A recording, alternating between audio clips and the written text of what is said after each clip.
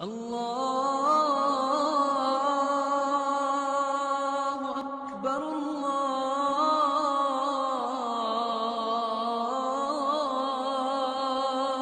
اکبر۔ آج مسلمان قرض دینے سے گھبراتا ہے، ہیزیٹیشن کیوں ہوتی ہے؟ اس کی بھی ایک وجہ ہے، کیونکہ معاشرے کی تربیت نہیں، جو لے لیتا ہے دینے کا نام نہیں لیتا۔ اور حدیث کیا کہتی ہے؟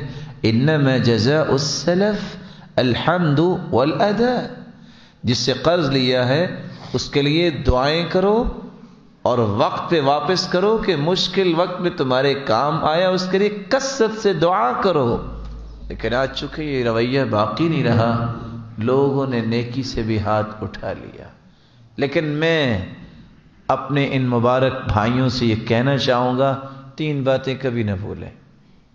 پہلی بات، روایت بتاتی ہے صدقہ کرنے سے 10 گنا اگر ثواب ملتا ہے تو قرض دینے سے 18 گنا ثواب ملتا ہے۔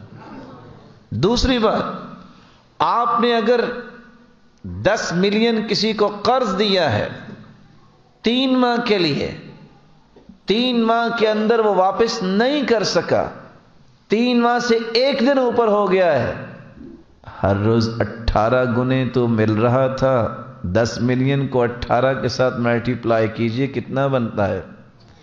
لیکن جو 1 دن اوپر ہو گیا ہے اور آپ نے برداشت کیا ہے، اللہ کے رسول کا فرمان ہے جو ایسا کرتا ہے آدھی رقم یعنی 5 ملین روپے آئندہ ہر روز اس کے نامہ اعمال میں بطور صدقہ لکھے جائیں گے۔ دیا نہیں ہے اس نے۔ اور اس سے بڑی بات، من محى عن غریمه او عفى عنه كان في ظل العرش يوم القيامة۔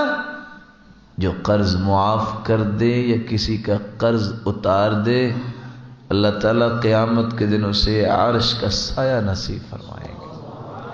صحیح بخاری کی روایت بتاتی ہے، ایک شخص کو لایا گیا جس کی کوئی نیکی نہیں تھی، پوچھا کوئی نیکی ہے؟ کہتا نہیں، اللہ ایک نیکی ہے۔ کون سی نیکی؟ میں جس کو قرض دیتا تھا اس کو ڈھیل دے دیتا تھا۔ ارے تم ڈھیل کیوں دیتے تھے؟ اے اللہ، میں تجاوز اس لیے کرتا کہ ہو سکتا ہے اس کے پاس گنجائش نہ ہو۔ اللہ رب العزت نے فرمایا میں زیادہ حق رکھتا ہوں تجاوز کرنے کا، جاؤ اس ایک نیکی کی وجہ سے تجھے میں جنت بھیجتا ہوں۔